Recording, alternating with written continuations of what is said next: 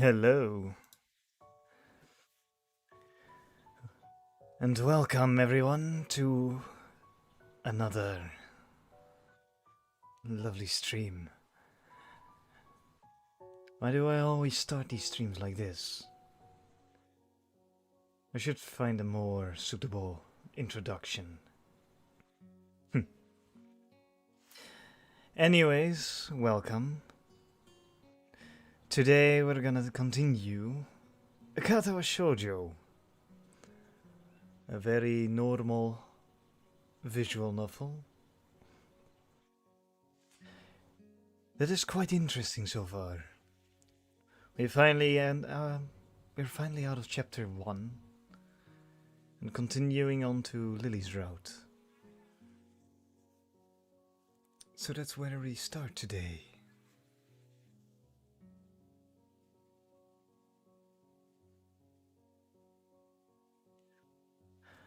But before we start, how are you all doing?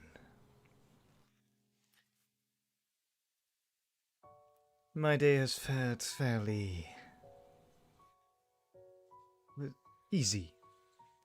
No uninteresting things has happened. I hope your days have been fine as well.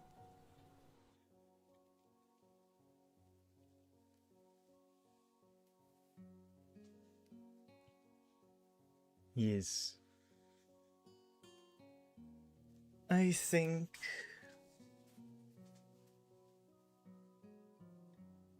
and start. Oh wait. Before we do that.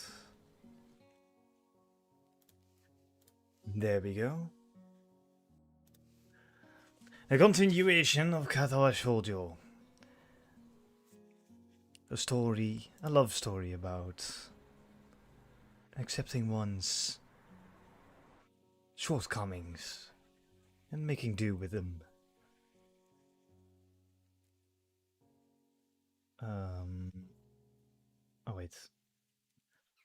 There we go. I wake up to an annoying din of my alarm clock. Its bright red numerals lighten up my face. It's the same alarm clock I had at home, one of the few remaining artifacts from my days before coming to Yamaku. I'd hoped that using it would help ease my transition into this new life. No such luck.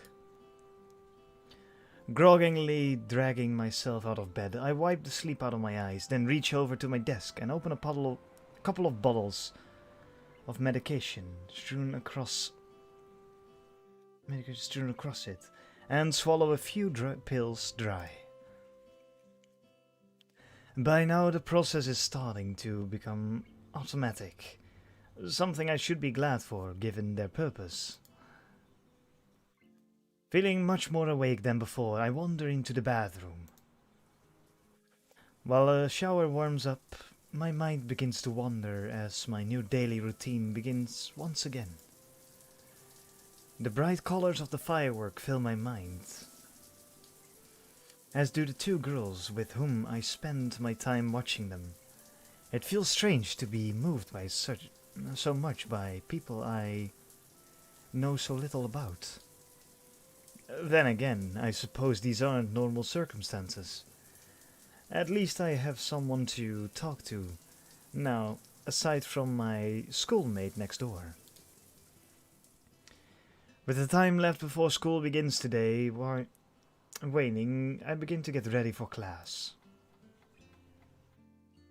Walking through the door into the classroom, I notice that I am still somewhat early. I see about 5 or 6 students milling around, most of them looking as if they'd rather be still in bed. It's at times like these that I appreciate being a morning person.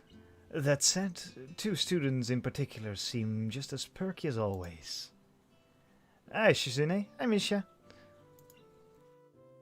I suddenly realized that my greeting would be lost on the former, so I quickly follow it with a wave. She doesn't seem to be overly bothered. Or interested, for that matter. Oh, Hichan, are you feeling well? Ugh. I can only assume her greeting comes from Shizune. It's hard to tell if she's speaking as herself or Shizune sometimes. Better than most everyone else, I guess. You two seem bright and chipper. Misha begins to sign back to Shizune as I say it, eliciting a somewhat Therese answer if her sharp and rapid arm movements are any indication. Considering that these two made such a big deal about the festival preparations, I would probably should have chosen my words more carefully. Huh. Since you're a new student, we've been cutting you some slack. Please don't expect this kind of task dodging to be allowed in the future. Misha looks as if she's about to add her own comment, but quickly goes back to interpreting as Shizune continues unabated. While your contribution to Class 3-2 stall is appreciated... Word got around quickly. That or these two have their fingers on the pulse of the school.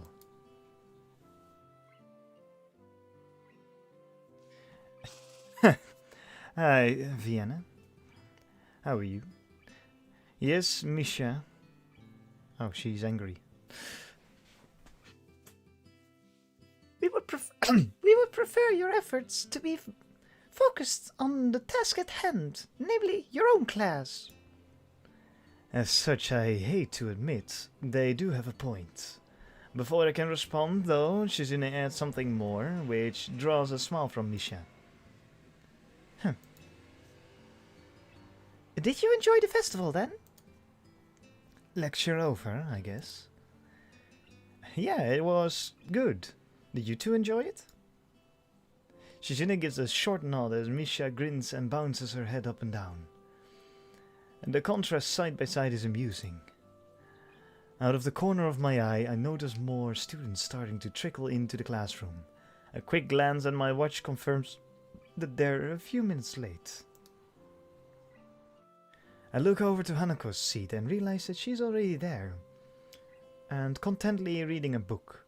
It makes me wonder just how long she's been there without me noticing.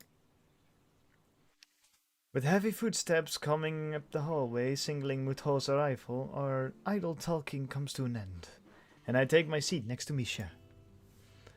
As the door slides open, he strides through with a ponderous gait. His posture is even worse than usual, and his eyes can barely stay open. I guess my quip to Lilly and Hanako about the staff was misplaced. Everyone opens their books as he reaches his desk, and the first class of the week begins.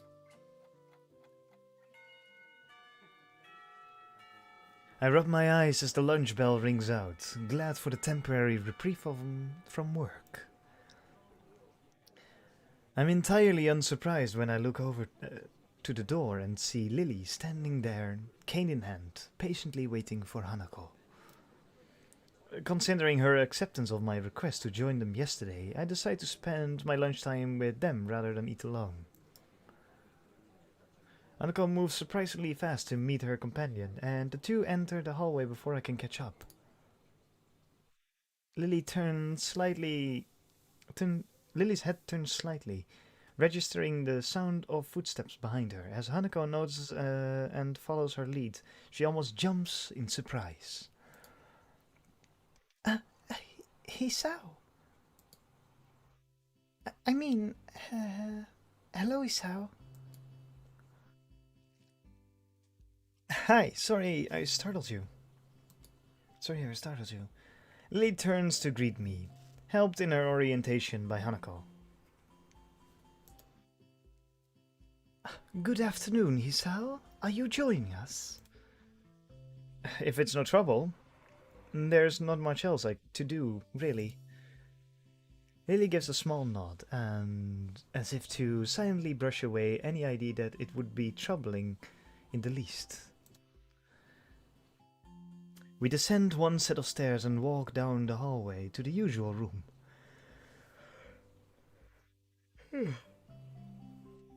Sorry.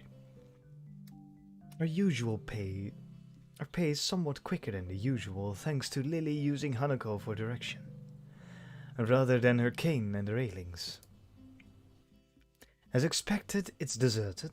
The sound of the other clubs can only barely be heard as sunlight streams into the room from outside.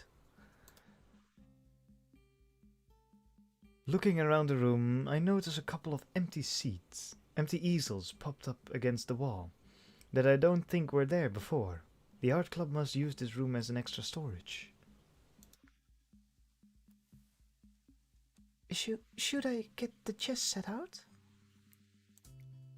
Hanako's voice seems less tense when she's directly addressing Lily. Yes, I'll make tea while you sort the pieces. I can do that for you if you'd like. She ponders the offer for a moment before smiling, confirming that I've made the right choice, her face remarkably easy to read. Very well, thank you. She slides her retracted cane into the handle of her bag and sets it against one of the table legs, before taking a seat opposite Hanako. As we prepare tea for the three of us, I can hear the small wooden pieces being set on the board. I wonder how good Lily is at chess, given her circumstances. By the time I place the steaming teacups onto the table, Lily and Hanako have already moved the first pieces, as they nibble on sandwiches and rice balls from their respective bags. I know that the chessboard they're using has small holes in the middle for each square, and pegs on the bottom of the piece and pegs on the bottom of the pieces, and has dark squares slightly raised.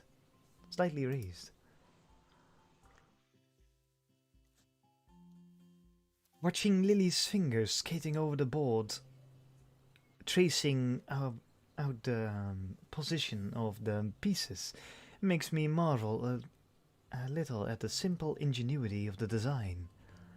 It must be specifically made for blind players. Here you go. Hanako gives a small nod as I put down the cup next to her side of the board. Lily's hand ventures sideways slightly, so I gently place the cup, touching the tips of her fingers, a gesture she seems to appreciate. I finally take a seat and silently sip my tea as the two play.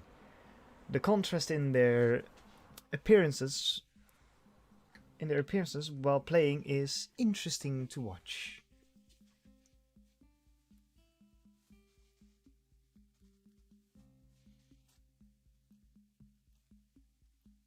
Sipping some tea.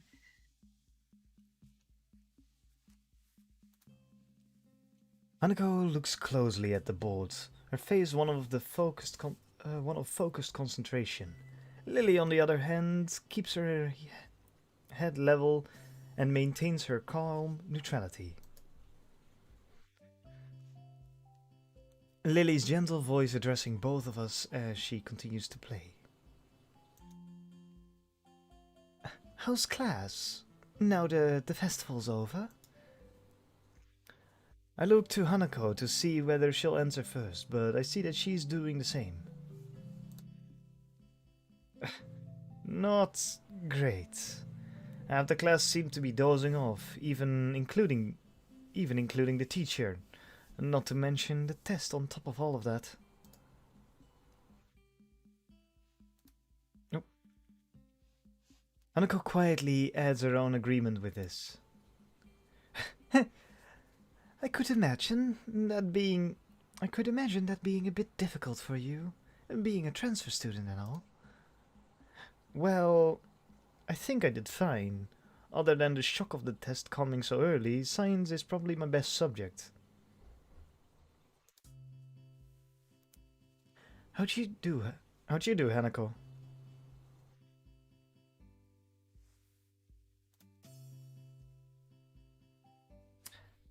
Me? Ah, okay, I guess. Hanako's too sincere to be able to pull off lying very well. That much is obvious. Lily's smile slips very slightly.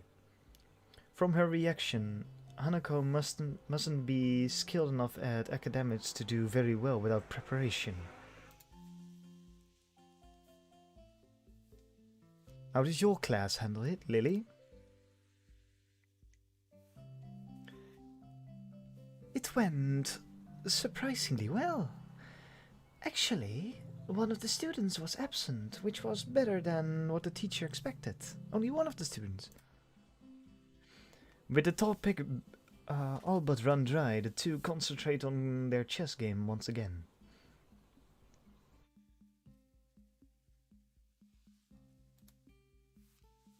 I can't say I've ever liked the idea of chess as a spectator sport, but given its unique nature, for once I'm wrapped in watching the game unfold.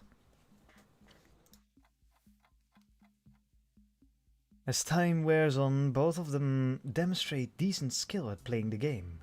Having captured two or more pawns than Hanako, Lily has the upper hand, but only slightly. Until Hanako makes a strange move with her queen, seizing upon this lapse in judgment, Lily takes the piece with her knight. Without hesitation, Hanako moves a pawn to take Lily's rook, but the opposite side of the board, on the opposite side of the board, and promotes it to queen. Lily's face falters as her fingers move over the pieces, and she realizes that she just fell to Hanako's trap. It's a bit distracting to have the board traced about after each move, even if it's out of necessity. Judging by Hanako's lack of reaction, she must be used to this. She and Lily must have played at least a few games of chess against each other, after all. Check. That's not bad at all. Nice, Hanako. The compliment causes her to flower into a surprised blush. Thank you. I didn't think it would work. I look over to Lily, her fingers having just finished tracing about the precision of her remaining pieces in an attempt to extricate her king from this bind. I think this is checkmate. I take another look at the board to confirm. Sure enough, her king has nowhere to escape without being threatened by another piece. My earlier question as to which of them is better at this has just been answered. So it is. Lily gives a small sigh as Hanako smiles. From their reactions, this seems like a fairly usual result.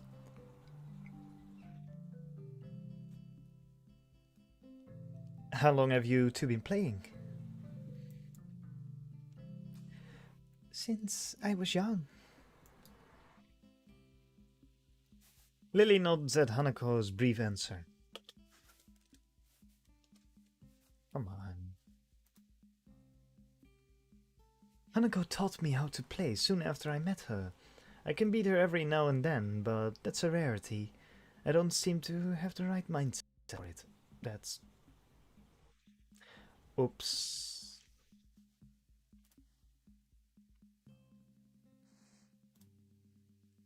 I forgot to enter. There's a bad thing to press.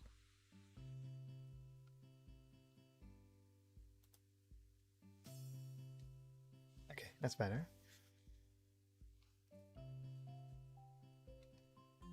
If Lily came to Yamaku at the start of high school and met Hanako when she moved into the dorms, that means she's only been playing for about 1 year. After seeing Hanako's level of play, I'm not too surprised Lily has trouble beating her. But she's better at languages than I am, so... Lily gives an appreciative, if slightly amused smile at Hanako's quick reversal of her compliment.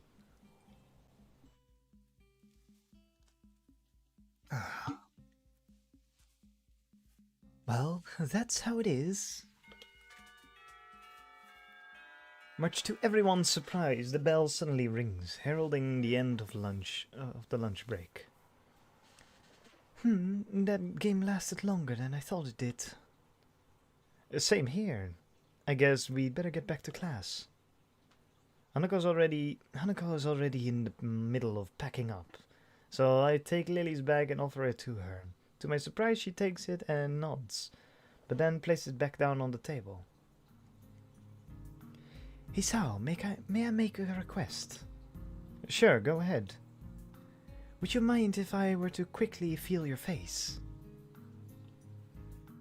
Oh, no, go ahead. I don't mind. The question takes me severely off guard, but once I regain my composure, it seems sensible enough. So far, Lily's had no idea what I actually look like, and this would be her only way to find out.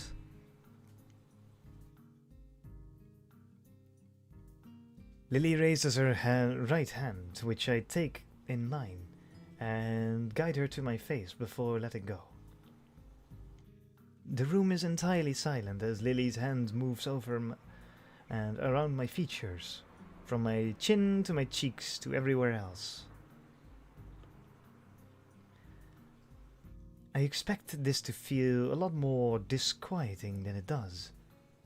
I suppose that's because the action is entirely a matter of practicality, being functionally no different to simply looking at someone's face.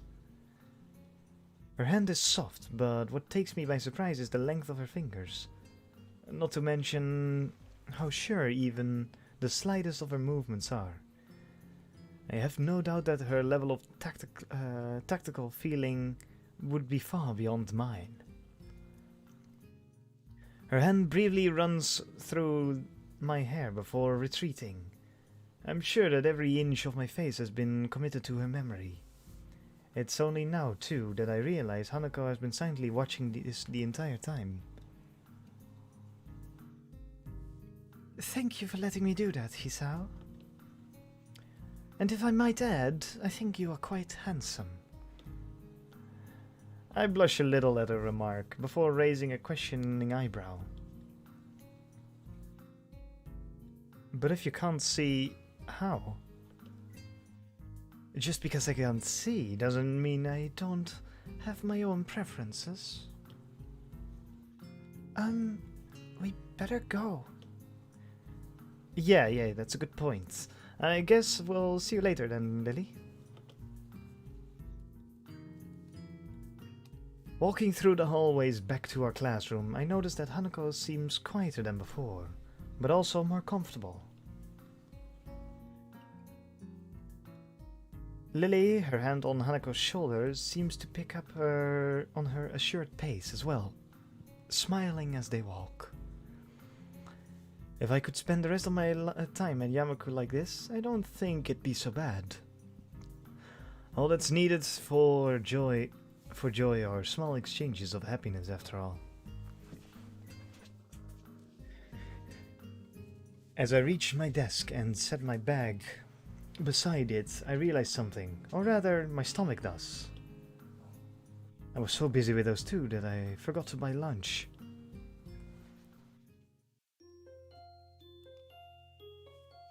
And that was an entire day.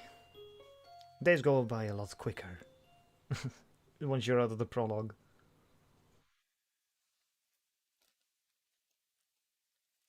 Saturday, my second most favorite day of the week.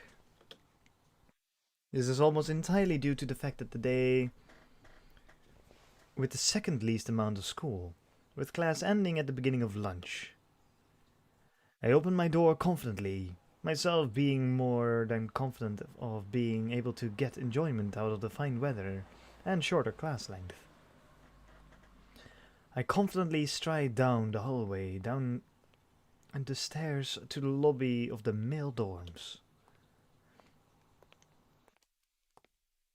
I confidently look behind me to see whose footsteps are approaching. I lose my confidence in this day being enjoyable. Hey man, sup? Not much, I guess. Just looking forward to the afternoon. You? He wraps an arm around my slumped shoulders, far too comfortably. Something's up. Let's step outside, shall we? I was just about to, before you stopped me. He doesn't take my reaction to his theatrics well. Ignoring him, I walk outside and start down the steps. It doesn't take too long for him to catch up with me. I wonder if he wants money, or to rant about another conspiracy. Maybe both.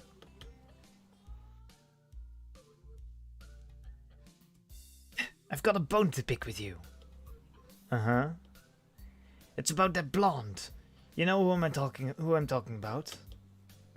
Conspiracy it is. For a moment I contemplate feigning ignorance, but I realize this will go quicker if I just let him get it all out. Lilly, the one from your class? You're on first name terms with her? He looks positively shocked at this development. Did he not expect me to be able to answer? He gathers himself and coughs into his fist, dramatically like everything he does. Well, never mind that. I'm here to warn you, you know, man to man. Warn me about what? Lilly?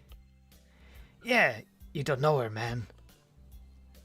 It's mostly true. I've only known her and Hanako for less than 2 weeks. Even then, we've only just been exchanging banal chatter about school as we while away the lunch. I'm pretty sure you don't either. That's not the point. You're the one spending inordinate amounts of time with her. It distresses me that someone like Kenji, who's probably as far out of the loop as one could possibly get, knows about such a trivial fact as to who I chose to befriend. Then again, I am a transfer student, and she's not only the representative of the class, but also a tall blonde. Maybe I should appreciate this ranting as a warning that the rumor mill exists in this school, and that I'm firmly within it. It's just lunch, nothing special. Look, man, under the bridge. See this bridge? You're under it. A man's gotta do what a man's gotta do to get intel. I just want to make sure you don't end up too far under the bridge. You're losing me, Kenji.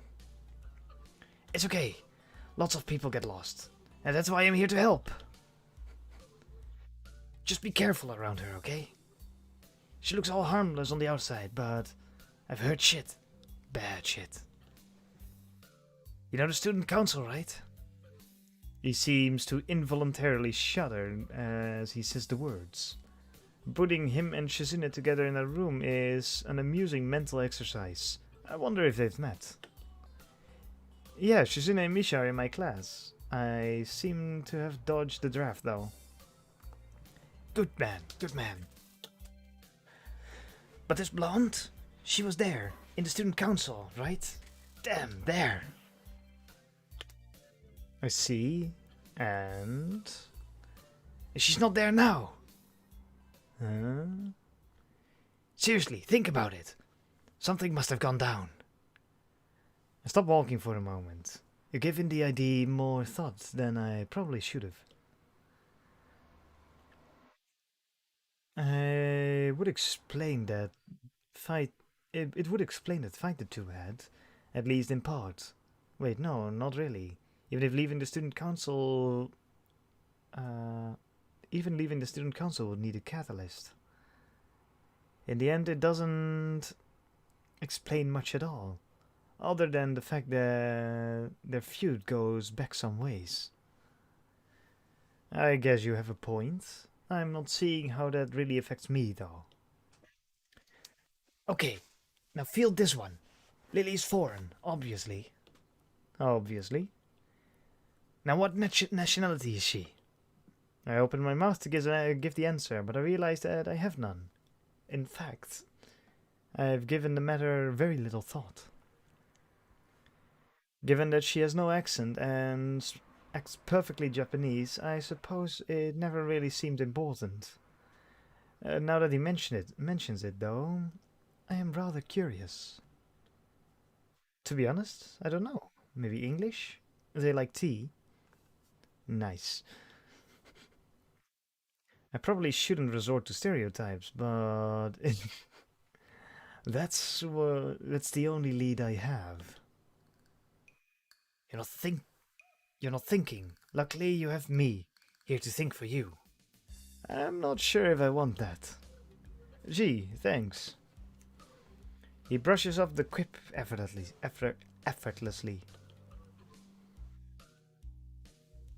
Now riddle me this, Joker. Who has lots of social power, is filthy stinking rich. You know, all blondes are rich, right? Has a long history of disputes and used to belong to a much larger organization. The Roman Catholic Church? Well, okay, there's that. Bertozzo, the Mafia. Come on, rich, foreign, there's no way she doesn't have connections to them.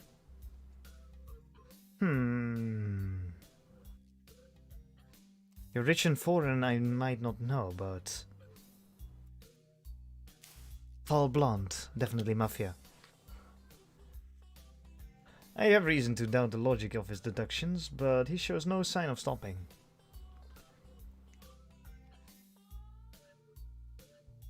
So, do you know where I think she's from? Italy. Mainland Italy's small time, dude. She has to be from Sicily. All mafioso types come from there. Wait, no, Russia. Damn, this could be bad. The mafia here and there is serious business, man. Ex-KGB everywhere. Polar, para, paramilitaries, hardcore smuggling, and... Wait. Stop. Just slow down for a sec. What point are you trying to get at? You don't know what she'll do, man. I won't get in your way. Agents don't operate like that. But I just want you to be careful. When the time comes, we need all the help we can get. I don't want to lose you, comrade. Well, at least he's concerned for me. Kinda.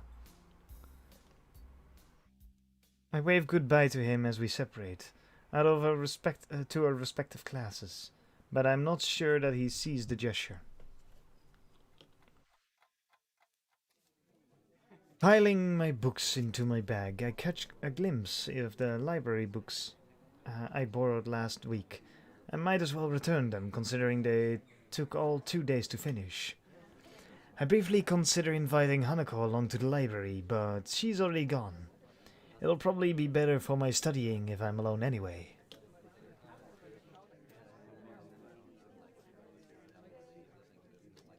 With a quick stretch and a wave to a couple of classmates who give the same to me, I make my way out of class. As I open my bag and shove the books through the return slot in the front counter, I notice a strange person behind the desk. Old and graying, she must be Yuko's replacement when she's working at the cafe.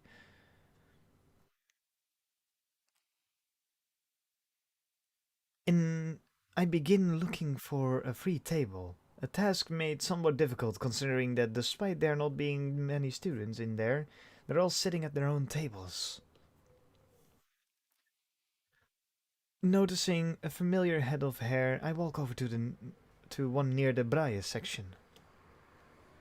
It's hard to tell whether Lilly is concentrating hard or not, her placid expression holding perfectly still as her fingers slide across the dot-filled pages of the book. Hi, mind if I sit here? Oh, no problem at all. She trails off, evidently still focused on her business at hand. Ah, Hisao. She gives a nod of greeting as I sit opposite her at the table, pluck a chemistry textbook out of my bag, and quickly thumb on the chapter we were covering in class. For a while we sit there and read, each in our own way. Seeing her reminds me of what Kenji said this morning. Though that though that and the fact that I've never seen someone read in Braille before makes me keep throwing glances at her. I feel kind of guilty about it, given that she has no way to realize I'm doing so. So I decide to just ask her about it. Her lineage, her lineage isn't exactly a state secret, after all. And there's another thing I've only just noticed from her movements. Hey, Lily, you mind if I ask a question? Not at all. Is anything wrong? I was just wondering, you're at least partially foreign, right? She gives a small giggle before setting down her book. I've always been amused at how squeamish people are about that. Kira's mentioned how much she and I look different from most others before. The details are a bit complicated, but I'm half Japanese, half Scottish. Scottish? That's not exactly my first guess. It takes some effort to not blurt it out loud. I try to conjure images of the place in my mind. I think as far as the UK goes, Scotland isn't bad to live in. But I'm not really sure. My first guess of England was surprisingly close, at least geographically. That does leave another question, though. But you have no accent. Well, that's where the details begin. I was born and raised in Japan, despite my mother being foreign. Ah, I get it. Hold on, if she moved to the dorms simply due to Akira working longer hours, so they don't live near the school? She gives a small sigh, as if she didn't expect me to go any deeper. Was her previous frankness just a front? Not exactly. It's been a long time since we've met, actually. I feel like I'm not getting the whole story, but I really don't want to go unduly prying into her situation. Her about face shows she's kind of awkward about it. So, do you speak much English? To be honest, I don't know much about Scotland, but I at least know the main language there. It takes her a moment to collect herself, appreciating the change in topic. Well, that's right. My family mostly used Japanese around the house when I was young, but they made sure Akira and I knew our Scottish side just as well. I'm fluent in the language, but I'm also studying it in school to keep my skills up and to have qualifications on paper, mainly. So you're bilingual. That's impressive. I wouldn't go as far as that. Having parents who can speak the language is a large advantage. And English books in Braille aren't too hard to buy or import. With Yuka's help, at least. There's a relatively high demand for local English teachers here anyway, which also helps me give some motivation to learn it as well. Demand for English teachers. For a moment I wonder why she brought this up. You're planning to be an English teacher? She gives an enthusiastic nod. It must be nice, such a definite future in mind. I've never really given much thought about to mine, so I'm kind of envious. What's wrong? It's just, I could see you as a teacher pretty easily. It suits you. For a moment, she's speechless. She lowers her face a little and lets out a nervous giggle. Something I've never seen her do before. With Lily's role as class representative and her dependable nature, teaching does seem to be in her line of work, fitting her personality. Sorry, that was probably a little much. It's true, though. Waving her hand in front of her face dismissively, she quickly recovers. It's not that. It's just only one person has ever said that to me before. A short, somewhat awkward silence follows the discussion. Without knowing it, I ended up steering into a troublesome topic again. I should try to cheer her up a little. It was me who went and got her brooding after all. I want to go grab some lunch at the cafeteria after this. It might perk her up a bit. Or at least take her mind off the apparently complicated family situation. Going by your smell, it seems to have the intended effect. I appreciate the thought, but the food there... Quite a quick redirection of the conversation. She does have a point, though. The food there isn't the greatest. Maybe Shanghai? We could ask Hanako if she wants to come as well. Ah, what is it? I almost forgot, until you reminded me. Hanako's birthday is coming up soon, and I was going to go shopping in the city for a present tomorrow. If that's an invitation, I'd be happy to accompany you. The ability to get more used to the layout of the city would probably be a good thing. I've barely set foot in there, so I'd be hopelessly lost myself. She gives a nod, signaling that she happily approves of this plan for Sunday. We eventually get back into our books, though before I begin reading again, I steal one glance at her. Maybe I've been thinking on my situation too much. After all, everybody here would have their own unique circumstances. The chance to get outside and clear my mind will probably do me good. A short day.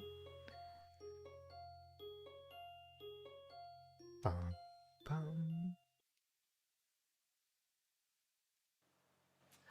Bored of standing in place and watching the television in a shop window, I pull myself away from the tacky display with little effort.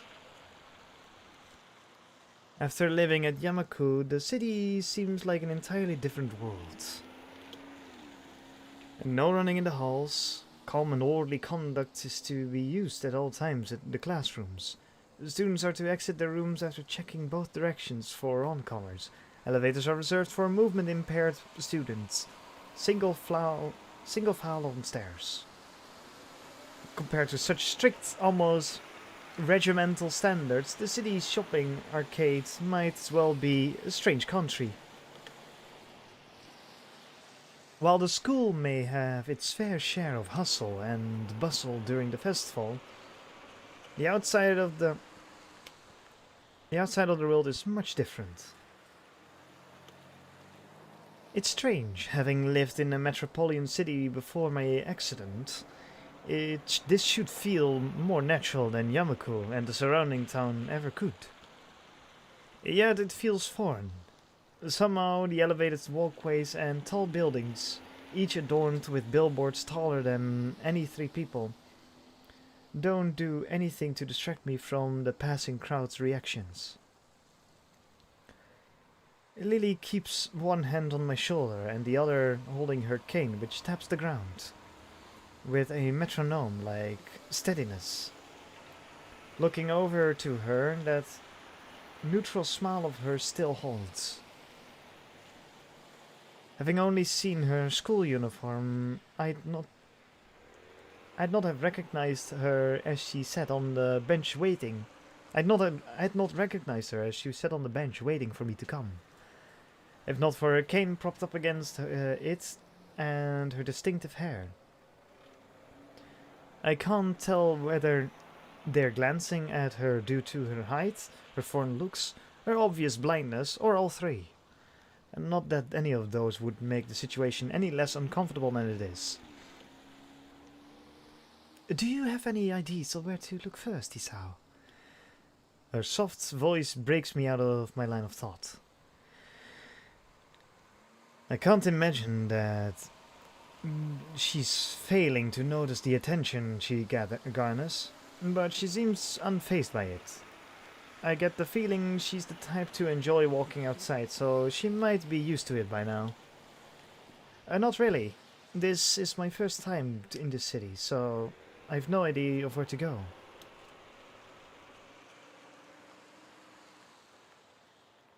She furrows her brow in thought, planning a route for us to take. And come to think of it, a way to communicate it. Something I've noticed in the time I've been with her is how, when deep in thought, she lacks close to any form of body language to show it. Her expression may change, but not a hint of movement shows. She seems to have little in the way of sweeping physical gestures in nature in general though, so I've assumed it's part of her reserved nature. There's a large electronics store nearby here. I take a quick look around, mostly finding clothing stores. After a few seconds I notice a store with a bright blue sign, some distance away, that fits the description. Yep, it's just a bit ahead of us. Should we go in that direction? Thankfully, it's just the information she needed. With a nod, we start off and head towards Lilly's unknown destination, landmarks being our only guide.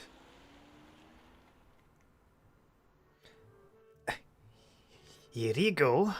One vanilla and one chocolate.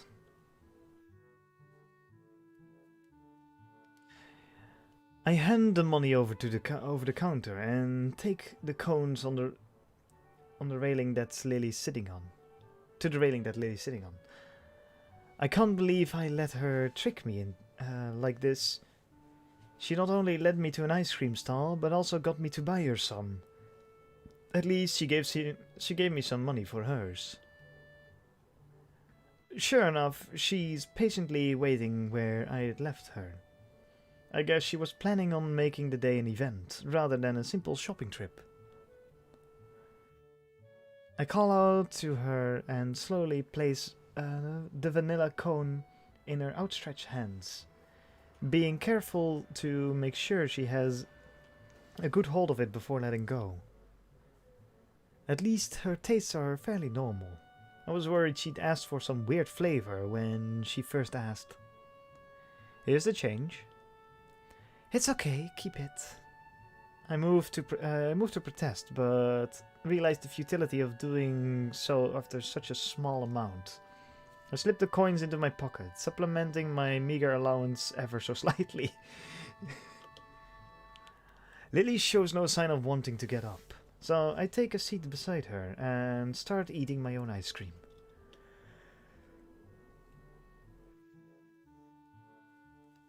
The summer weather is nice. Hopefully it will hold out for a while.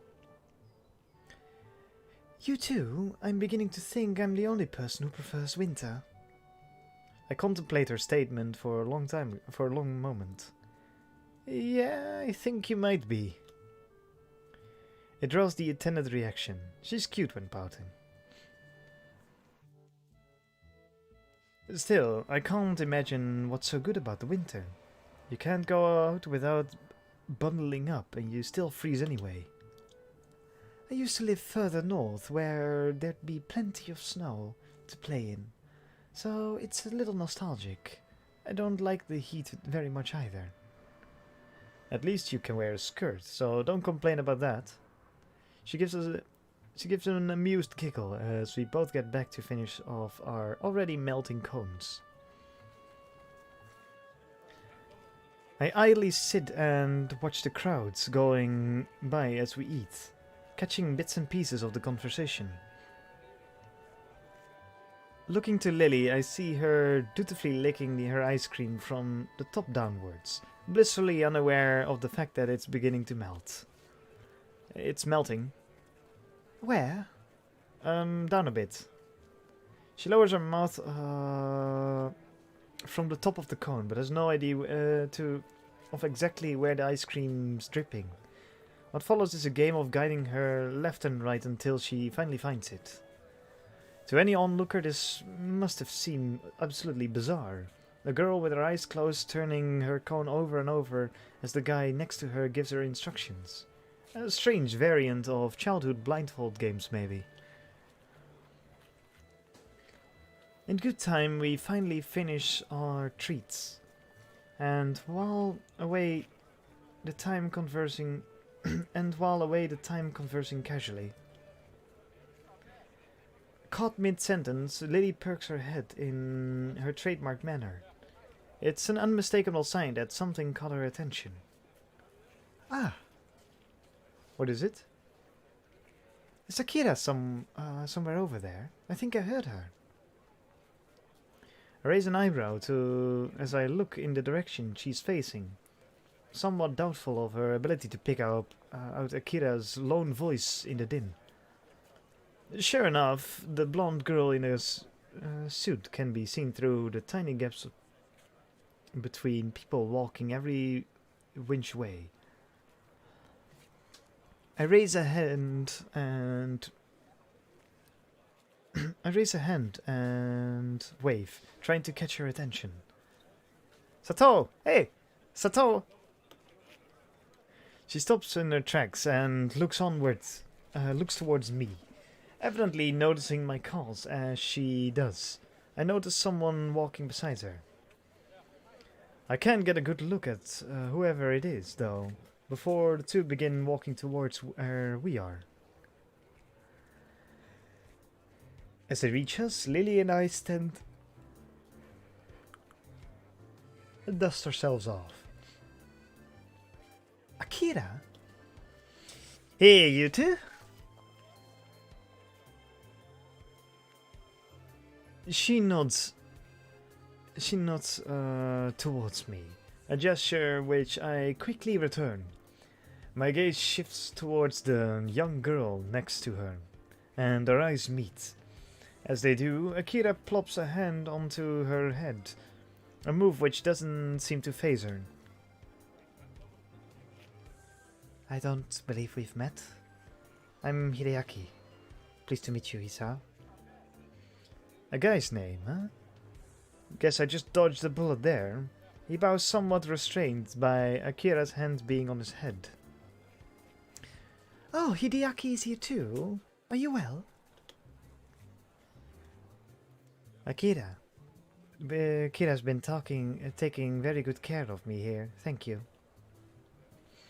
Akira grins as if to confirm the point and rubs his head hard, dragging it around in a circular motion. His dreary face doing this is somewhat amusing. Shut up, I knew you were gonna say that. Hidekai. That was before my various adventures of learning Japanese. Now shut up.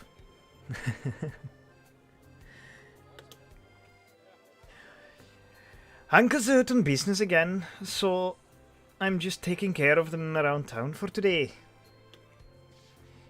I'd have preferred to be spending the day on a date with my boyfriend, but Hideaki gives a cough to try and redirect Akira's thoughts. As he does, though, I find mine wandering. They're related, and further as first cousins, I suppose that explains why she's taking care of him in any case. That's not Australian. Come to think of it, Hideaki, how did you know my name? Akira told me, being a Yamaku's student. I suppose you're disabled in some way. Not everyone in Yamaku's disabled, which I only learned a handful of days ago. I give silent thanks to Shizune and Misha for their stream of information about how the school works. Because of them, I found that since the school will accept practically anybody suffering from non-mental disabilities, it doesn't discriminate against healthy people either. It seems unlikely that many in good health would enroll there, though. While the standard of education is pretty high, it's extremely isolated and very much focused on helping disabled students. You're dodging the question. Damn, he's sharp. Before I can say another word, though, he decides to take a stab at it himself. If I were to call it myself, your heart? Akira looks mildly curious at me, her interest piqued as well. That sure was a lucky guess. How did you... You show no missing limbs or deformities, so external disabilities are out. Considering the lack of strange mannerism, it is also unlikely that you have any mental disabilities. But Yamaku doesn't take any mental disabled students. I know. Leaving that aside, the only possibility is that you have an internal disability.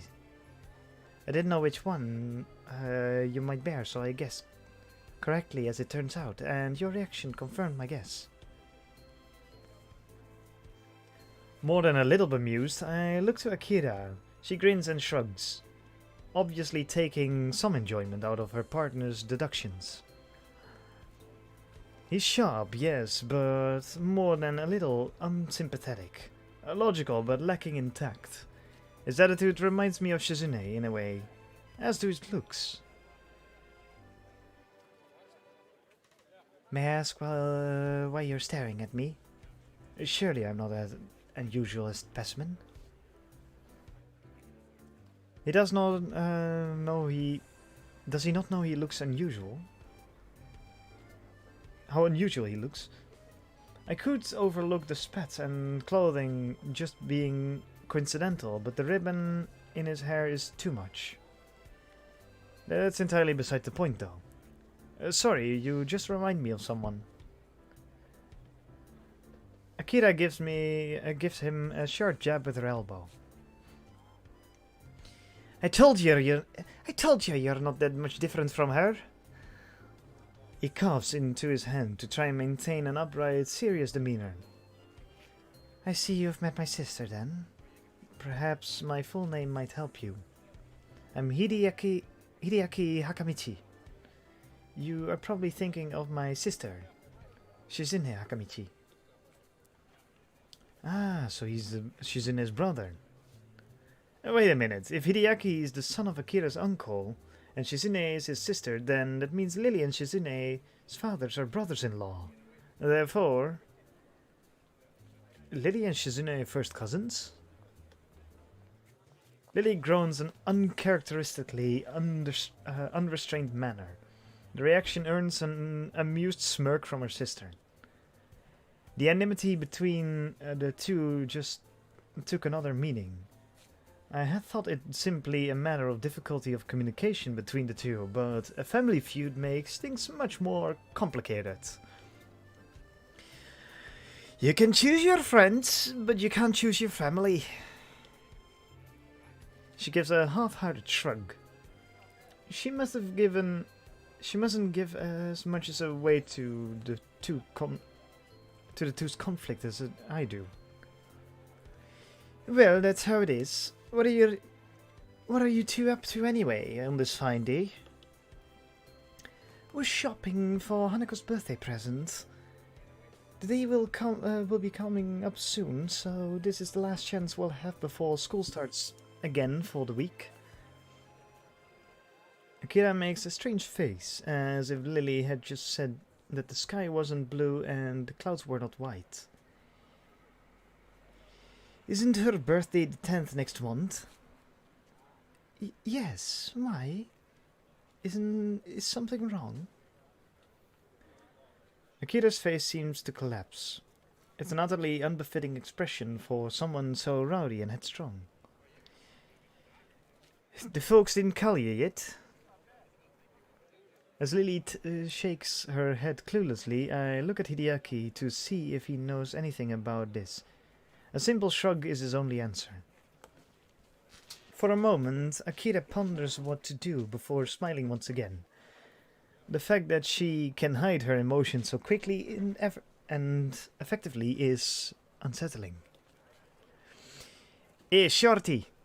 Sorry, but could you hang with Ahisa for a while? He nods and waves her off. Akira placing an arm on Lily's shoulder as she guides her way out of earshot. And so I'm alone with Shorty. So, nice weather, isn't it? Seems so. I guess they dumped us. Indeed. What a farcical attempt at small talk. I've got no idea how to talk to this guy, and his robotic response aren't helping. Blood and stone come to mind. Without another word, he begins to rock his feet in an obvious gesture of boredom. With this discussion, he really is like a little kid, despite his serious demeanor. Suspecting the conversation over, I decide to accomplish what I came to do in the first place. I'm going to search for a present. Coming? Not much else to do. In a little while, we come to a small shop besides the convenience store. For once, the store windows aren't filled with electronics and computer games, but dolls, stuffed bears, and all manners of wood-crafted oddities. Othello's Antiques? An antique store. Well, if there's anything in this town that suit Hanako, I guess it'd be in here. I reach for an old-looking door handle, but pull back at the last minute as I realize my companion's gone adrift. Not coming in? I'll just be in the newsstand for a while. Don't mind me. His voice makes it painfully clear that he has zero interest in what's in the store, and that he doesn't feel obligated to follow me. As he wanders off without another word, I push in the thick wooden door and enter the store, a bell above me ringing out. The musty smell of old books and wooden shelves is distinctly anachronistic. I look to the counter beside the door. The graying man behind it sits there silently, reading a tattered book. He certainly fits the look of the place. Slowly wandering through the aisles, the person I'm reminded of as I inspect each handcrafted or imported oddity in turn isn't Hanako. Crouching down, I examine an ancient oak desk inside the shop window. At least 30 dolls, all varying wildly in size, make. The only similarity between them is a long Victorian dress they wear. I turn the price tag of one of the books, one that looks to be about waist height. It's not in my price bracket at all. I do the same to each of them, getting more and more desperate as they get smaller and smaller in size. That is, until I reach the very smallest one. It's affordable, but just yet the quality make it's affordable just, yet of quality make and with long auburn hair and a little blue dress. I decide that it's kind of the kind of present Hanako would appreciate. Pretty looking and far from gaudy. After I carefully pick it up, I decide to keep looking around the store. I'm not sure whether it's because I like the atmosphere or out of simple curiosity. Peeking around the corner before I go to the next aisle, I see that the shelves in this one are stocked with wooden toys, from toy cars to intricate automatons. Tucked behind a line of nutcrackers, I notice a little plain wooden box.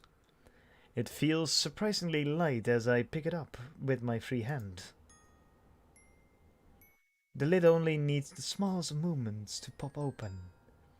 The little metal drum inside begins to rotate immediately.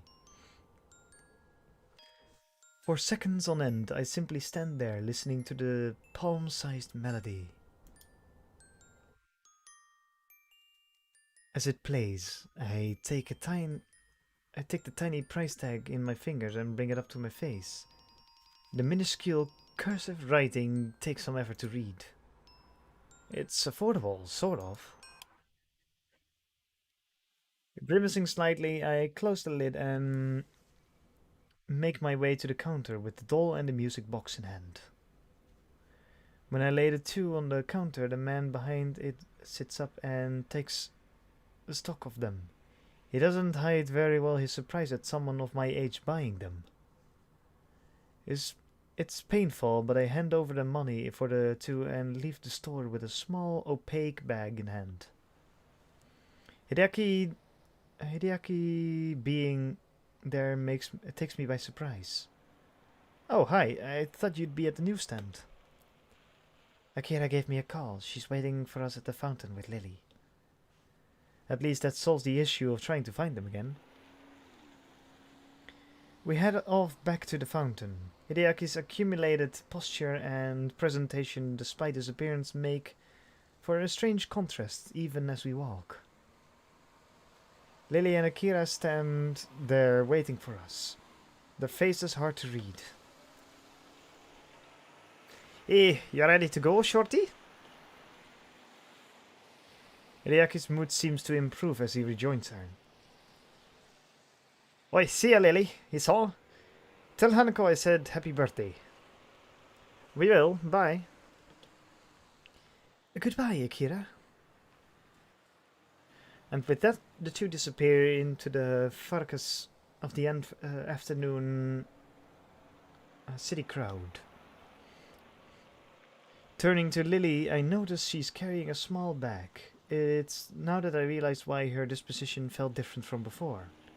While Lily's typically the type to wear her emotions on her sleeve, her expression and tone are clouded and difficult to read.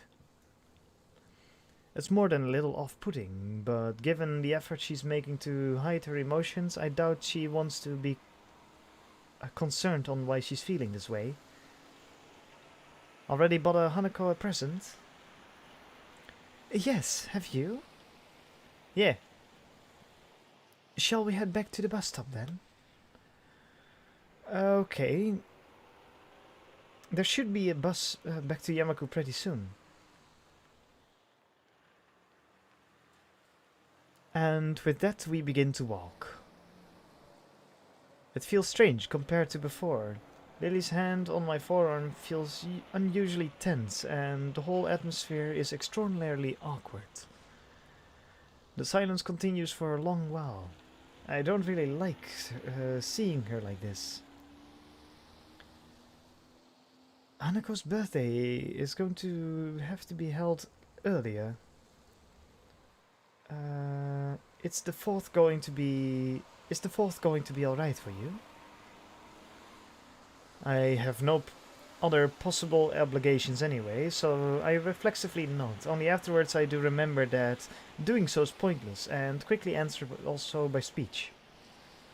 She tries to collect herself, a task that looks almost pitiable in how plain it is to see how distant her thoughts are. Sorry, Hisao. You said the bus would be coming soon, right? That's right. But now that she says that, I have an idea. Actually, do you have anything to do later today? I don't believe so. Why do you ask? This is the point where I'd normally take your hand and rush you somewhere, but even without that, you'll have to trust me, okay? I take her hand and gently lead her on, her distant face replaced by one of mild surprise and curiosity. As the waitress sets a cup of tea and a cup of coffee that I had ordered onto the table, I thank her before she takes her leave. Truth to be told, I really lucked out in finding this cafe. I didn't really know where I was going. Rather, I was just looking for any cafe that looked relatively nice. Having managed to recover a little, Lilly tentatively sips her cup as I take a long gulp of coffee in front of me. As I hoped, her face lights up as she realizes what flavor it is. Ah, this is wonderful. Isao, how did you know this was... I asked for French vanilla black tea, hedging my bets on that it would be her favorite flavor, or at least one she liked. While I don't really know how much about tea, it sounded like one she might appreciate. On the basis of her liking vanilla ice cream, a tea connoisseur I'm definitely not. It was a lucky guess. You really like tea, don't you? She puts her teacup down and gives a tiny nod. That familiar small smile thankfully perched on her face once again.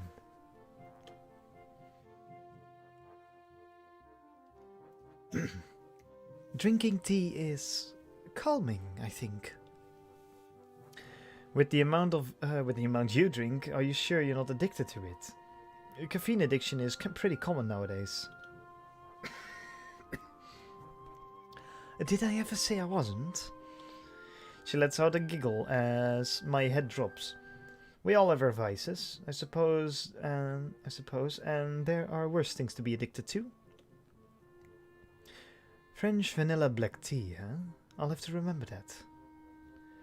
For a while, we both silently drink. It's comforting to have someone like her nearby, in such a new surrounding. Even if it's just the two of us sitting in silence. I begin to wonder if this feeling is the same for her, until she sets down her cup. Isao, do you mind if I ask you a slightly odd question? And that depends on the question, I guess. I was wondering what your favorite color is. Everyone has one, after all. I almost reply before realizing why the seemingly mundane question is actually quite strange. My favorite color, but... She gives a pouting look, wanting me to answer anyway. While the answer seems unavoidably wasted on her, there isn't any harm in giving it. I've always had a thing for green. I'd say it's my favorite color. Green, is it? What things do you think of when contemplating the color? I suppose grass fields and trees in the summer. The army as well, with camouflage. Men always seem to like the military. But that sounds like a nice color. A very nice color. She nods her head a little as if approving of the choice. Considering how foreign the concept of color is to her mind, labeling it by association seems reasonable enough. If everyone has a favorite color, then what's yours? White. I'm told that it's the color of snow and ice cream. You know better than me then. If you only like that color because of the favorite food, then I guess white is nice too, though. And speaking of colors, it'll be dark soon. Let me help you up. Lilly offers her hand, which I take in mine, to help her lever her up from her seat at the table. Its softness compared to mine takes me off guard, as I'm really not used to such casual contact. It doesn't seem to bother her at all, though. While it seems obvious why, it feels like just one more ladylike aspect to her. As her hand moves to her pocket, I quickly cut her off. Don't worry, I'll pay for this. Oh, why thank you, Hisao. She gives an earnest smile at the gesture, a reward much greater than that of her words. By the time we step out of the bus, it's well and truly dark. We make our way up the hill in silence, both of us behaving a little awkwardly, probably because of the day's events. While I'm still concerned over Lily's withdrawn nature after meeting with her sister, the fact I managed to cheer her up even slightly feels like a personal victory. But it feels like the air between us has changed. Maybe it's only a bit, but it's something I don't think either of us realized before. That was a date, wasn't it? It was. That doesn't elude either of us. A question's answer being so self-evident as to be rhetorical. Awkward as it may be, I don't think this feeling is bad. In fact, quite the opposite. I don't know what it is. I certainly can't be sure, but it feels like something a little more than friendship. Understanding, empathy. Searching for a word to adequately describe it is difficult, nonetheless. Would you like to do this again, Lily? Without shopping for presents? The tentative question is met with the same look from Lily as before. Her pale skin makes the rosy tint on her cheeks just slightly more noticeable, and her face, though still pointed to the street ahead of her, lowers just a little. Okay. Bum bum bum bum bum bum bum bum bum bum bum bum bum bum bum bum bum. Oh.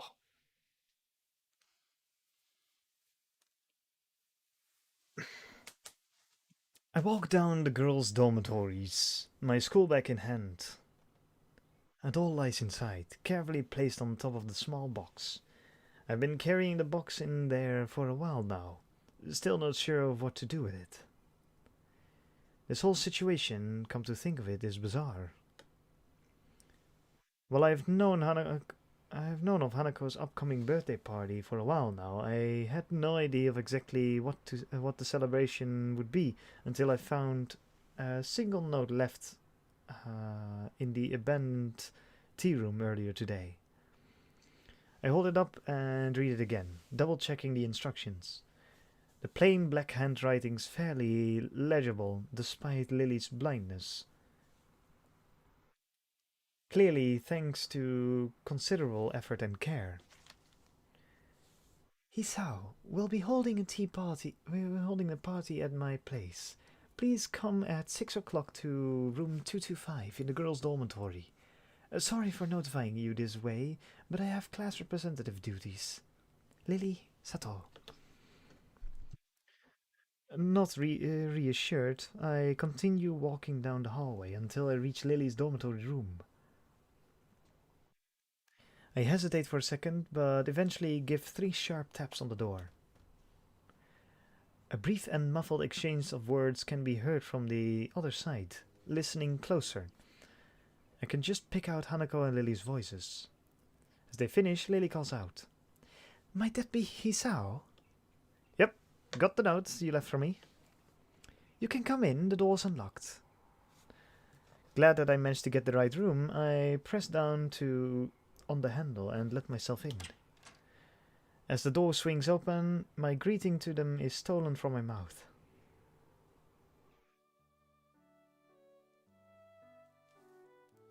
Lily sits at a low table in the center of the room in her pajamas, while on the other side sits Hanako in a nightgown.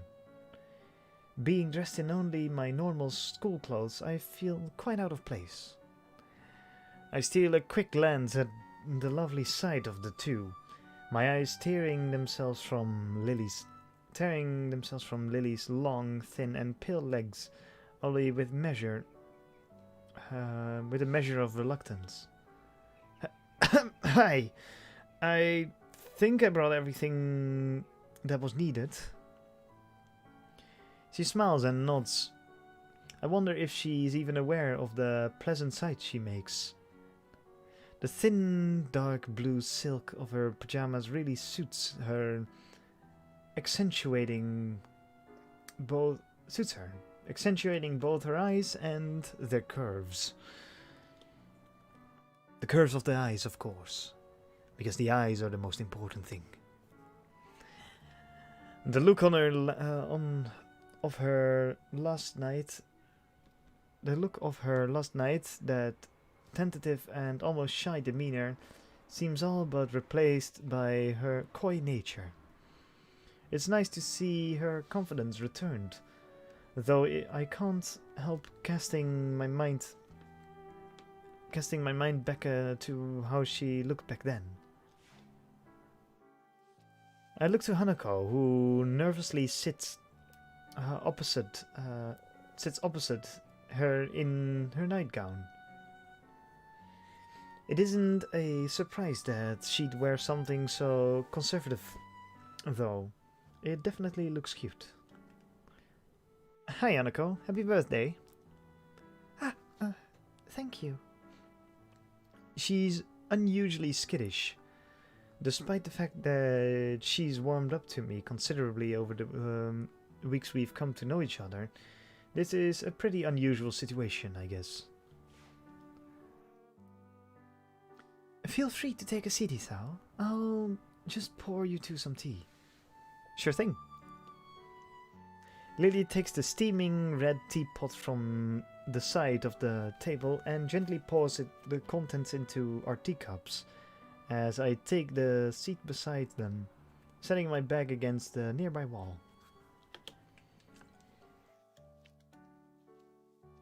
With my senses returned and my hormones somewhat calmer, I realize that this is the first time I've ever been in Lilly's room.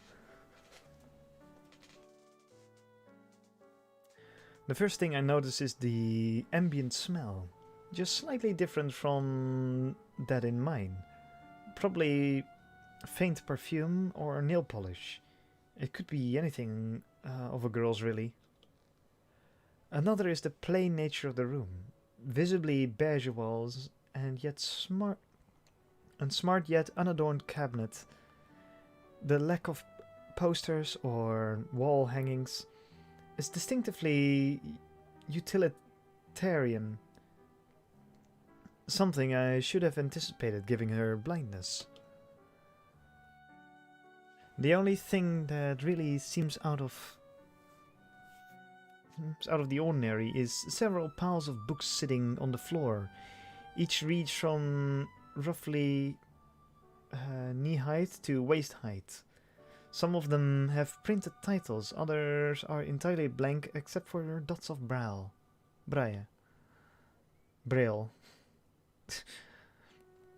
The fact that the ones with printed titles are uniformly in English is interesting, though not completely unexpected. She did mention her parents impressing the language upon her and Akira after all. Your room looks nice, Lilly. I hear a call of thanks from beside my shoulder. Looking back at Hanako, her gaze is fixed on her lap and her hands are nervously clutching her gown. It's now that I notice why. With these clothes on, the extent of her scarring is far more visible, reaching down her neck and out to cover her right shoulder. Considering this is a party for her, she doesn't really look like she's enjoying the experience now that I'm here. So, how old are you turning? 18? Her look of surprise, not at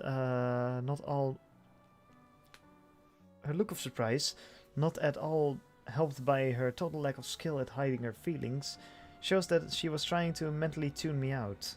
This is really quite awkward. Yes. See? Don't worry. They're 18. At least one character is. And this doesn't matter anyway, because it's seiso. On the plus side, there's only 2 more years until you can drink. So who's older, you or Lily? Lily. She had her birthday in February. What about yours? Earlier this year, so it's already passed. Unstated is that it passed while I was stuck in the hospital. That was a particular low point of the experience. Conversation with her dries up as quickly as expected. It isn't long before Lily's finished preparing our drinks, setting down the 3 teacups in front of us. I pick mine up, immediately noticing a much stronger aroma and taste than the tea we've been having.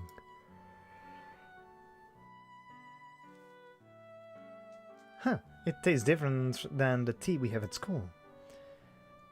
It's a different variety, rather than the kind we've been having there. You've never tasted orange japa before?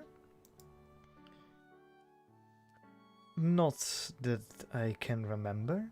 I usually drink coffee, after all. Like when we were in town. It's nice, though. As we settle down and sip, Hanako seems to become more relaxed, or at least a bit less tense about my presence.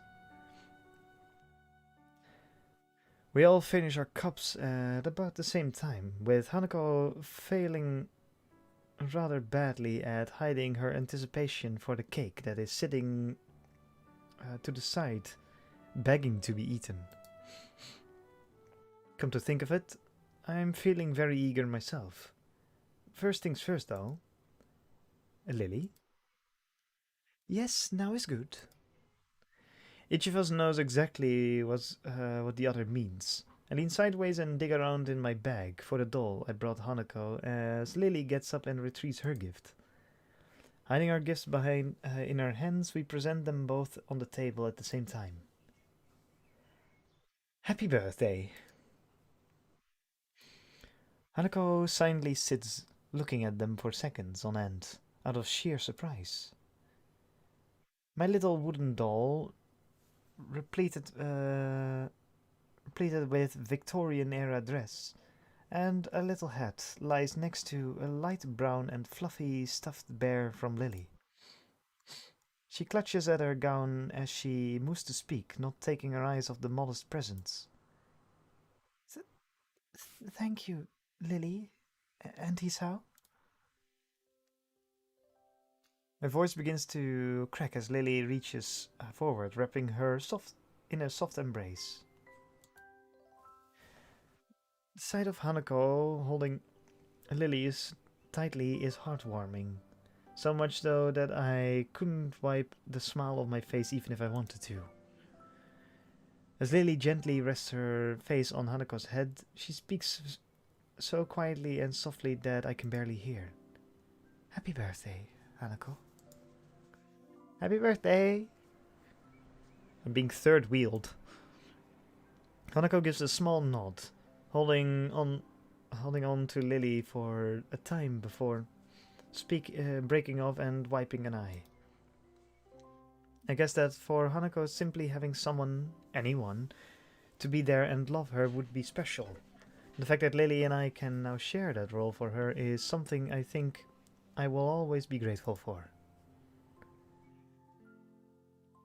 Hanako gently takes the doll and teddy bear, holding them both to her chest, and smiles warmly.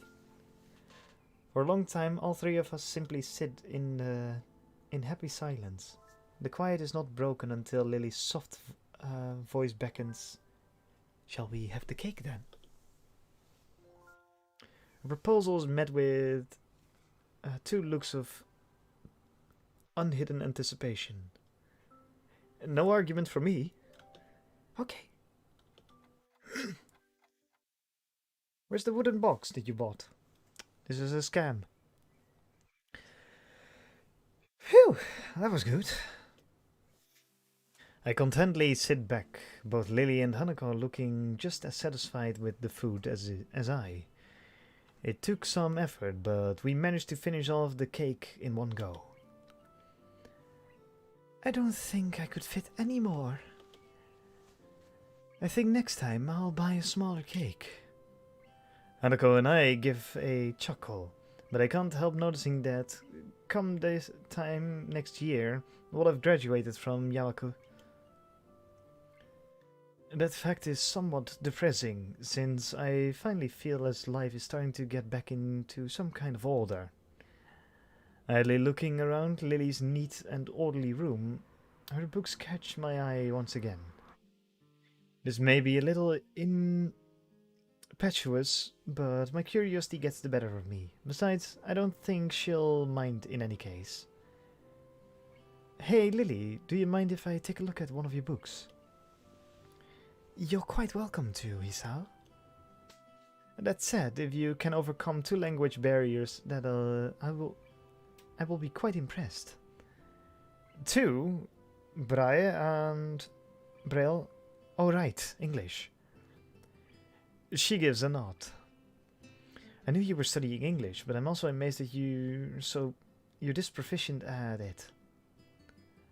One could say it's a perfect way to avoid people borrowing my collection. She says it in jest, but I am a little disappointed. Having all these books around me with no way of reading them feels like one big tease. Hanako giggles quietly as I reach over to the closest pile, plucking the topmost book with only a cursory glance. Death on the Now. In large letters on the cover is the only printed text to be seen. I sit down for a while with the book open in my lap as Lily and Hanako talk. Try as I might to feel out the dots of braille printed on the page, they seem to blend into one another and becoming indistinct. I thought this would be a lot easier than it actually is. With some practice though, I could see someone with a better sense of touch than mine managing to read at a pretty fast speed. And noticing a silence that had probably begun earlier, I look up from the dotted pages to see Lily smiling as Hanako sips another cup of tea. Is something wrong? Quite the opposite. Your curiosity is quite endearing. I am inordinately pleased by the praise, though I can feel my cheeks heating up a bit. A little. Thanks, but I don't know how else I could act. To be honest, I wasn't altogether sure of how you saw us, since you were a new transfer student from another school. If you'd pitied us, I would have been quite offended. There's a certain edge to Lily's voice, one that I'd quite possibly place as pride. Glancing over to Hanako, she seems to be even more subdued than usual, looking towards Lily rather than me. I wouldn't worry about that. Considering the position I found myself in, I'm perhaps the last person that should be dispensing pity on others. My parents, the first interactions with me after my heart attack, I wouldn't want anyone to see that kind of face. I catch myself before from going any further, but soon enough both of the girls seem to be put off, Lily especially. I'm sorry, I shouldn't have gone that far. An awkward silence reigns for a few beats. Thankfully ended as Lily's head perks up in a gesture I've come to easily recognize. Hear something? The door. Everyone looks towards it, trusting in Lily's senses. True enough, the door handle shudders and turns a flash of yellow and black slipping through. Akira Sato's in the house. Happy birthday, Hanako. Thank you. Akira takes a seat at the table as she plops her tall bag beside her. She has her trademark boisterous air about her. making no small deal of her entrance. Hanako clutches her gown to steady herself, but doesn't appear too shaken after she settles down. I guess she must have met Akira before. Not a huge surprise given how close Akira and Lilly are. Akira doesn't seem to be the least put off by Hanako's scarring, despite its prominence. But she also doesn't pull any punches at how she acts despite Hanako's shy nature. I thought you said you'd have work, Akira. Did you manage to get it off for a while? I kinda feel bad about ditching the guys doing overtime, so I gotta get back soon. But I felt bad about not coming to your cute little Hanako's birthday too. Oh. So for now, I'm here. She grins widely at Hanako, who flowers into a full blush as she pins her eyes downwards towards her lap. Her mouth seems to widen and retract over and over, as if she was trying to suppress a smile out of embarrassment. It's a little strange how her reaction seems to be more immediate and forceful than when she's embarrassed by the way she looks. All she manages to give is in return is a tiny nod, failing to hide her appreciation to any great extent. Not that many people give her positive attention. I suppose. It makes me respect how well Akira can handle her, making her so happy, compared to what little I could do. Now then, before I go, she reaches into her bag beside her and grandly displays its contents. 2 large glass bottles from both with long French names on the labels. I can't read that. Hanako's expression is an odd mixture of surprise and curiosity, I suspect mine's no different. Lilly, not seeing the proceedings, is oblivious to what's going on. Akira, this isn't... What is it? Wine. 1 red, 1 white. Akira, that's... Relax. It's not like Shizune is here to scold you. Lilly has a point. That's not exactly allowed on campus. Or anywhere, really. We're still short of legal drinking age, remember? Rich words for someone practically drooling as he examines a bottle. She's got me there. I'm genuinely interested in trying some. Even just a little. While Hanako may not be handling one herself, her look does tell me that she's far from opposite to the notion as well. Lilly rubs her forehead, giving up the fight that she knows Akira would win due to simply not caring enough about those funny rules and regulations. A woman to my heart. Just don't breathe a word about this to anyone at the school, please, I beg of you. I'm not stupid, don't worry. That said, I gotta get back to work pretty soon. So soon? You only just arrived. Sorry, Lilly. Good to see you two again, though. And you, Isao. I'll see you later, then. Goodbye, Akira. She levers herself with a grunt and waltzes out of the room, leaving us alone with the 2 items on the table. Interesting. Lilly gives a nervous giggle at her sister's antics as Hanako takes a wine bottle. So... What do you think, Lilly? She rests her elbows on the table and pinches the bridge of her nose, thinking things through. She really doesn't seem to be able to keep up with her sister. Well, it's already here. We may as well have some. No sooner does she say that I take a quick glance around the room for glasses. A small groan above me reminds me that Lilly retired to rest on her bed for a bit a few minutes ago.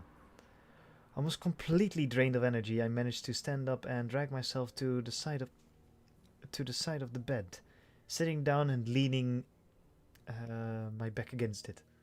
Oh no, I don't. This never goes. This never goes well. Good God. Lily's groan sounds lifeless. Too much to drink. My head hurts. Yep, too much to drink. I rest my head against the head back and idly stare at the ceiling. What an unmitigated disaster. Like proper idiots, we drank the night away, with one glass after another. Hanako simply fell to the side asleep. It's a miracle I don't feel as ill as Lily. Hey, Isao, I'm sorry about today. I didn't think this would happen. It's fine, Lily. To tell the truth, I had a lot of fun. Really? I think Hanako did too. No, she certainly did. There's a short silence before another groan resounds from the supine Lily. You okay? As you said, just a little bit too much to drink. What's the time? Time? It's... I quickly look at my wristwatch. Its numerals barely legible in the gloom. About midnight. Curfew's in effect then. Yeah, I guessed as much. Well, I'll have to sleep here for tonight. As soon as I say it, I hear sheets moving as Lily starts to sit up. Hanako. I know. Go back to sleep. Don't try to get up. It's how I have to. You're in worse shape than me by any stretch. Get some rest. But what about... I'll grab some spare blankets and put them over her. Don't worry. As I give a deep yawn and stand up to retrieve them, I hear her lie back down with a soft thud. Thank you, Isao. No problem, it's the least I can do. You look outright wasted. I am not wasted, just a little tired. She starts pouting. A slight slur begins to distort her words as the alcohol takes hold of her again. I grab a couple of blankets, rolled up at the end of her bed. Quietly walking over to Hanako, I carefully lay the blankets over her peacefully sleeping figure, making sure not to wake her up. The thick smell of alcohol coming off of her breath makes me doubt she'd wake up no matter what I did to her. Don't say that! I stand and take one last measure of the room. 2 girls, both very drunk, and 1 guy sleeping overnight with them in the female students' dorm. What a scandal if that'd be if it broke out. As I move to sit back down at the side of the bed, I steal one last glance at Lily. Her sprawling, disheveled figure lies resting peacefully, slightly turned to the side. I crouch down to get a better look. This is intrusion of personal space. She's drunk, so it doesn't matter. Don't take my words for that. Her white skin blends in with the white pillow of the bed, a look of slumber-born peacefulness on her face. Usually she seems so confident and forward, always there and caring for Hanako. Now though, she seems painfully delicate. I think back to Hanako's presence. I thought it'd be a nice occasion for her, but I hardly expected it to be so moving. One birthday after another, year after year. Just she and Lilly alone. I guess it wasn't just the present she liked. Resigning myself to an uncomfortable sleep, I sit down.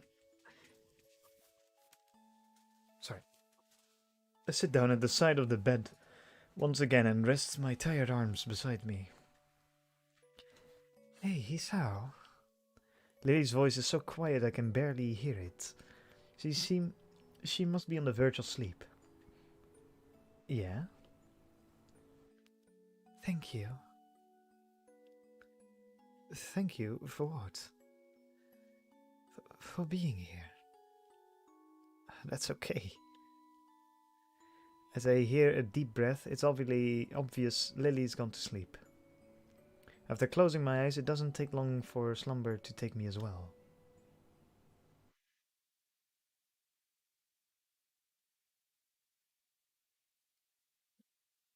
Isao?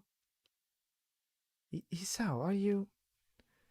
A soft, barely audible, lingering voice lingering in my ears slowly wakes me. I wish I could be awoken like this more often. With a mumble, I slowly open my... Wow! Taken by surprise at the face hovering curiously mere millimeters from mine, I make our heads collide with a harsh thud. The impact of our foreheads causes both of us to fall backwards and yelp in pain. Lily sounding more like a squeak toy than a person. I slowly rub my forehead with one hand, supporting myself with the other. Lily lies few feet ahead, doing the same. Her face obviously pained. I'm sorry.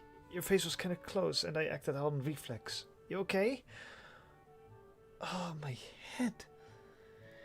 Seems she's not actually okay. Come to think of it, I doubt the impact alone is what's causing her so much pain. Hangover? You drank a fair bit last night. She silently nods in confirmation as I lever myself up. I overhand to her and help her back on her feet. Glancing behind her, I find that Hanako is still fast asleep. It's not fair. I only drank as much as you did. That's very different from what I remember. Anyway, girls have a lower tolerance than men. That doesn't help. Fine, I'll get you a glass of water. Just be careful not to trip over Hanako. I rub the sleep out of my eyes, or at least some of it, as I walk to the counter. Tending to someone with a hangover isn't the way I like to spend my morning. It's only a few seconds for the glass to fill, the clear water reflecting the silver of the light that makes it through the thin curtains. It looks like Lily's taken a seat on the side of the bed. I walk over to her while taking care to step over the peacefully sleeping Hanako and place the glass onto her outstretched hand. Ah, thank you. No problem.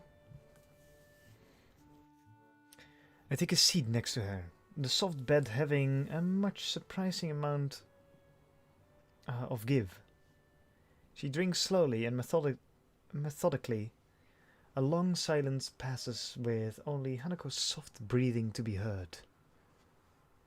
With some measure of guilt, I look at Lily's face and attempt to read her expression. Her brow is furrowed, and she looks to be lost in thought. For a moment I hesitate, but eventually place a hand on her shoulder in an attempt to reassure her. I didn't expect her to flinch rather noticeably at that, though. Ah, sorry, I didn't mean to. Lily quickly shakes her head in a manner of somewhat more violent than usual for her. She takes a long breath to steady herself before letting her head sink. I must look terrible right now.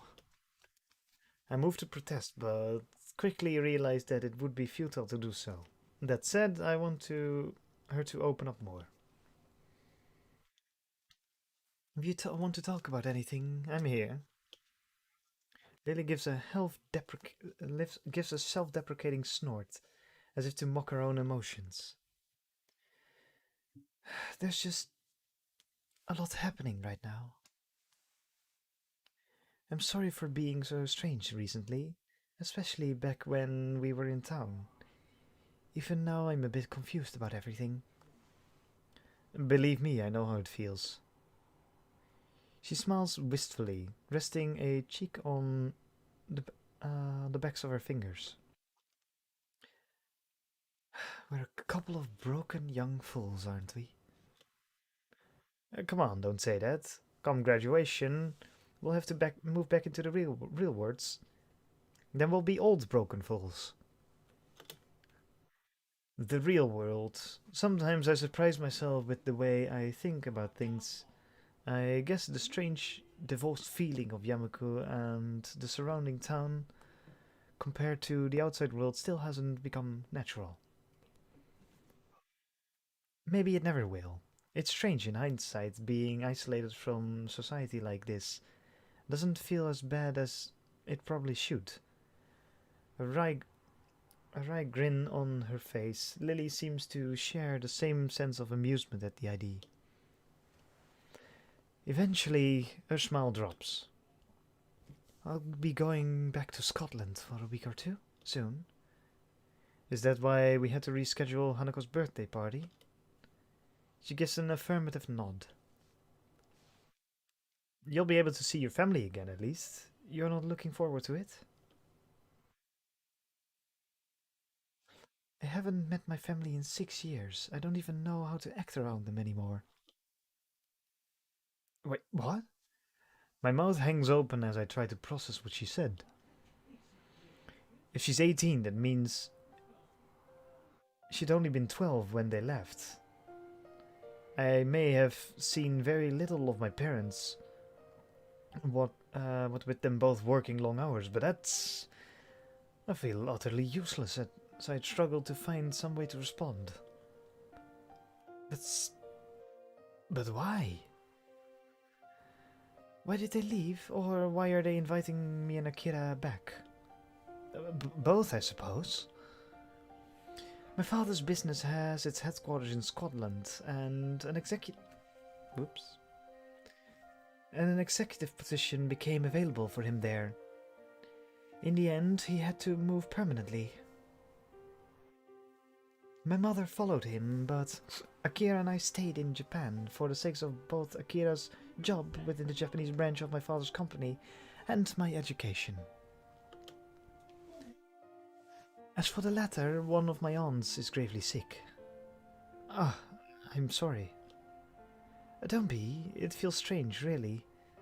We're being summoned there for her, yet we've barely met before. I can't even remember the sound of her voice. Equally strange is the total lack of antipathy she feels towards her family for doing such a thing. I can't help but feel slightly humbled. That said, her wistful exterior is just grinding her emotions. Seeing her like this is depressing. Knowing what to do, I lift myself off the bed. Lily notices the bed's movement, her head perking up and her hand reaching sideways to feel where I was. He's how? I walk over to my bag, still leaning towards against the wall, unbuckling the front flap and retrieving the opaque bag from within. I take the small, plain box in my hands. Ah, there it was. Hold your hands out, Lily. She looks surprised for a moment, but eventually acquiesces. I'm amused by her look of curiosity when I place the music box into her open palms. A typically delicate way of handling it, making it seem as if it were fragile enough to break if breathed upon. She wordlessly brings it in front of her face, her slender fingers feeling its contours and patterning. Eventually, her fingers find the recessed line between the lid and the body of the box, and her thumb effortlessly pops open the lid. I take a seat on the bed next to her, watching her face silently and intently.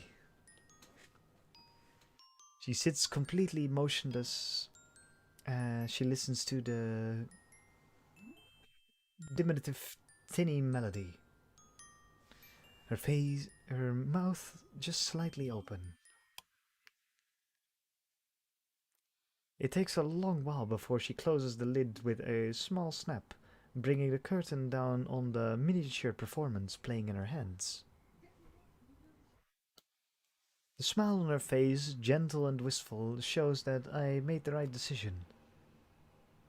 Think of it as a going away present for your trip to Scotland. I will.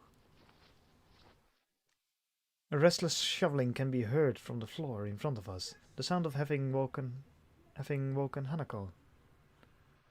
She climbs out of her blankets and I put over her, looking befuddled and wiping the sleep from her eyes. Ah, you're finally awake. Hmm? What? Hanako looks around the room with her eyes only half open, her mind far from being as awake as her body. Her dazed state makes me and Lily chuckle. As Lily finally gets off the bed and tends to Hanako, I take one last look around the room. I guess I'd better get going then. There'll be questions if am seen leaving the girls' dormitories in the morning. Goodbye, Isao.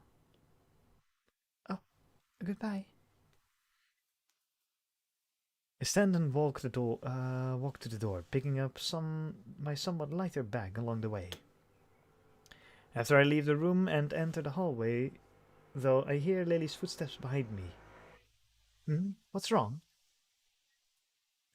Without a word, she strides up to me. I freeze as I feel her hand slide onto my cheek, seemingly, seemingly every nerve taking in the feeling of her fingers and palm upon it. Immediately after, her face slowly moves next to mine, a light, momentarily touch of her lips brushing against my other cheek.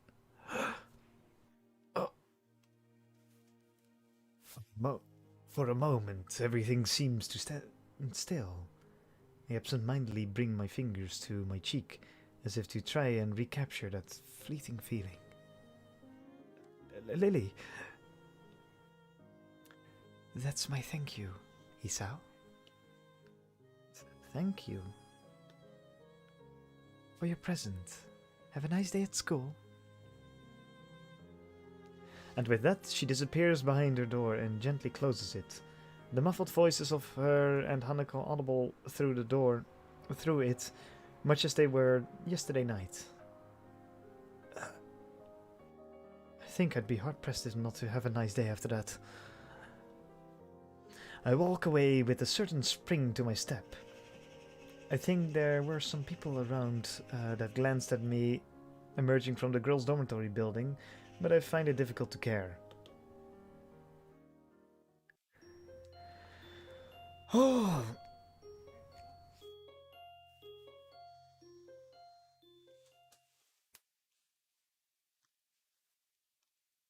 I think that is actually a nice place to end it, for tonight at least. It's already been 2 hours, and my throat can only bear so much. I still have It's a little bit earlier, but if I start now, then it's gonna be another half an hour.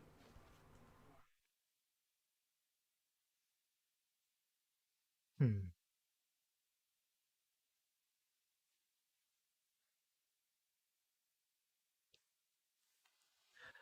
Oh well. Let's save. Create new save state. Progress successfully saved. Where is it? A brief history of time. I love the puns. Wait. Yes, I am sure.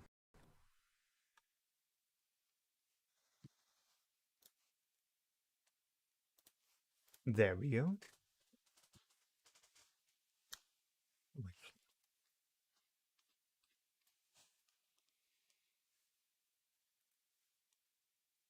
So that is where it's gonna end for tonight. There's so much stuff I just can't remember. It's only been a year ago since I've read parts of this, but I read through it so fast that, yeah, I've forgotten most of it, some of it. But it's nice enough. Yes, I'm keep hearing more and more that I have an ASMR voice. I don't know why. I can't hear it myself.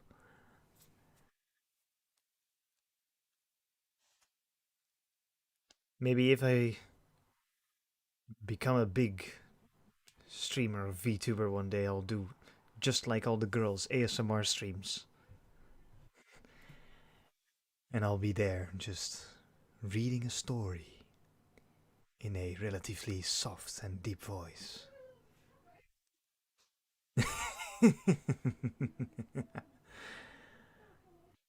Ah, yes.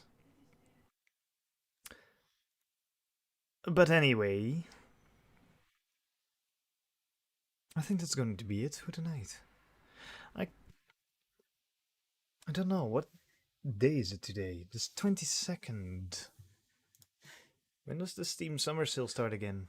I want to know. I think it's the 24th. Summer Sale 2021. Summer Sale is in one day, 20 hours and 58 minutes. So that's 20 hours is the 23rd. And then one more day. So it's 20 hours is. Damn it, I'm bad at. It's -4. Bad at math. So that's. It's not 10. So it would be 6. 6 p.m. Thursday on June 24th. Ugh. Oh well. Maybe I'll do a stream tomorrow. Depends if I have anything to play. I have nothing else to do, so. And otherwise, I'll see you all Thursday. So have a good night, sleep well, and bye bye.